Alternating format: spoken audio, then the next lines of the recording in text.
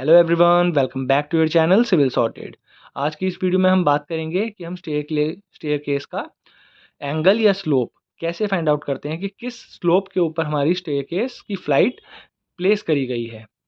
तो चलिए, इसके दो मेथड्स हैं। आज दोनों मेथड इस वीडियो में मैं कवर कर दूंगा। तो चलिए मेथड 1 समझते हैं। आप इस फिगर को देख सकते हैं जिसके अंदर मैंने राइजर और ट्रेड मेंशन किया हुआ है। ये जो हमारा स्टेप बनता है ना, ये बनता है राइजर और ट्रेड की मदद से।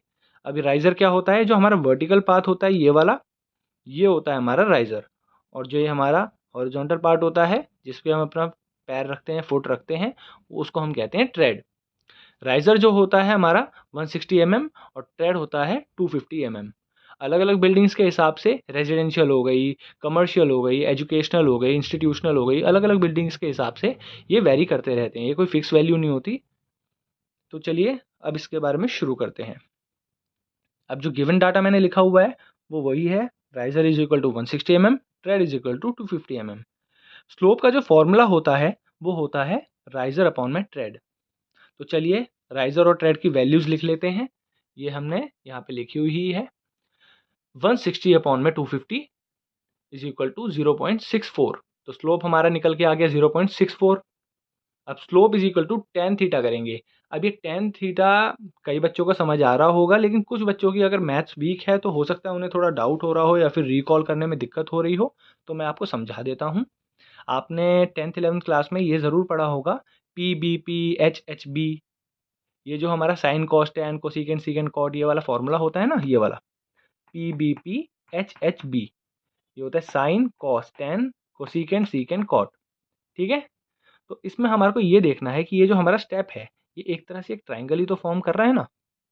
अब ये अगर देखा जाए तो ये इसका हाइपोटेन्यूज हो गया, ये इसका परपेंडिकुलर हो गया और ये इसका बेस हो गया।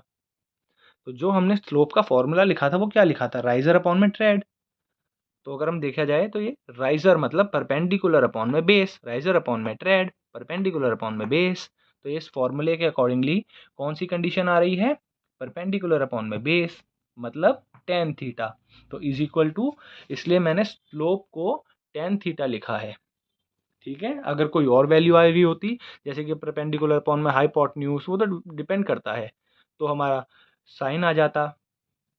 ठीक है। तो चलिए आगे समझते हैं।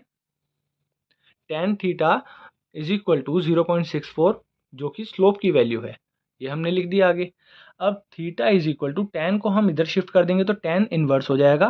टेन इनवर्स ऑफ 0.64, इसकी वैल्यू आप देख सकते हैं 0.56931 रेडियन। इसकी वैल्यू जब भी निकल के आएगी वो रेडियन में निकल के आएगी। अब आपको एक चीज़ समझनी है, रेडियन के साथ में मैंने ब्रैकेट में RAD रेड करके कुछ लिखा हुआ है, वो क्या है? एक तरह से इसकी सिंबॉलिक वैल्यू है। जैसे हम डिग्री के लिए ये सर्कल बनाते हैं ना, वैसे ही हम अगर रेडियन को लिखना चाहें तो पूरा रेडियन ना लिख के हम सिर्फ रेड लिख सकते हैं, ये RAD रेड। ठीक है। अब देखना ये है कि हम जो वो स्लोप निकालेंगे स्टेयरकेस का वो डिग्रीज में ही तो निकालेंगे ना। तो डिग्रीज में निकालने के लिए हमारे को क्या करना होगा? उसके लिए रेडियन को डिग्री में कन्वर्ट करना होगा। और आपका जो 1 रेडियन होता है वो होता है 57.29 degrees. 1 radian is equal to 57.29 degrees. तो चलिए अब हम इसको 0.56931 को मल्टीप्लाई करेंगे 57.29 से, तो ये हमारा डिग्रीज में आंसर आ जाएगा और ये आ रहा है कुछ 32.61 डिग्रीज। ठीक है। अब अगर हम यहाँ पे देखना चाहें, इस मेथड से, राइजर ट्रेड वाले मेथड से हमने जो निकाला, ये निकाला theta is equal to 32.61 degrees. और as per NBC national building code ये कहता है कि हमारे जो स्टेयरकेस का एंगल होना चाहिए, जो भी हमारी फ्लाइट होती है स्टेयरकेस की, वो उसका एंगल किस बीच में होना चाहिए, मतलब कहाँ से कहाँ तक रहना चाहिए? 25 टू 40 डिग्रीज के बीच में रहना चाहिए। ये हमारा एज पर NBC इसकी वैल्यू है। तो आई होप ये आपको समझ आया होगा। अगर आपको ये समझ आया तो चलिए नेक्स्ट मेथड की बात करते हैं। चलिए अब हम अपना मेथड 2 देखते हैं। मेथड 2 के अंदर हम राइजर और ट्रेड का कोई रोल नहीं रखते। इसमें होता है हमारा height of the flight and horizontal distance. ठीक है। जैसे कि आप इसमें मैंने गिवन लिखा हुआ है, height of landing is equal to 1500 mm, horizontal distance is equal to 2000 mm। ठीक है, अब हम इसको फॉर्मूले में पुट करेंगे। tan theta is equal to height of the flight divided by horizontal distance is equal to 1500 divided by 2000। अब आपको tan थीटा मैंने आपको पहले ही मेथड में समझा दिया है, अगर नहीं समझ आया था तो मैं दोबारा समझा देता हूँ। जैसे कि मैंने आपको बताया था PBP HHB, है ना, उस तरीके से। तो उसमें अगर हम इस फिगर को देखें तो एक ट्रायंगल ही तो फॉर्म कर रहा है ये। अगर हम इसको हाइपोटेन्यूज मान के चलें, ये हाइट जो है हमारी ये परपेंडिकुलर डिस्टेंस हो गई, और जो ये हॉरिजॉन्टल डिस्टेंस है ये हमारा बेस हो गया। तो हमारे को क्या दे रखा है फॉर्मूले में, tan theta is equal to height upon में हॉरिजॉन्टल डिस्टेंस, है ना। तो अगर हम देखा जाए तो हाइट ये हो गई, हॉरिजॉन्टल डिस्टेंस ये हो गया, परपेंडिकुलर अपॉन में बेस। परपेंडिकुलर अपॉन में बेस क्या होता है, हमारा tan थीटा होता है। तो आई होप आपको समझ आया होगा। तो tan थीटा जब हमने 1500 को 2000 से डिवाइड किया तो 0.75 आंसर आया। tan theta is equal to 0.75।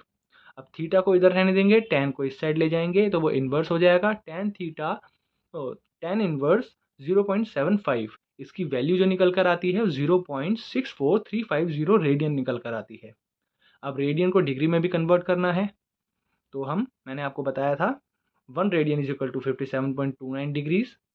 तो हम इसको जब मल्टीप्लाई करेंगे तो हमारा आंसर आएगा 36.86 डिग्रीज, जो कि बिल्कुल ठीक है।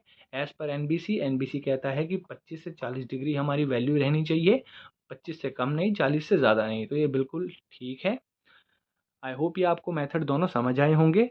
अगर आपको ये वीडियो अच्छी लगी तो इस वीडियो को लाइक करें, मेरे चैनल को सब्सक्राइब करें, and stay updated for other contents.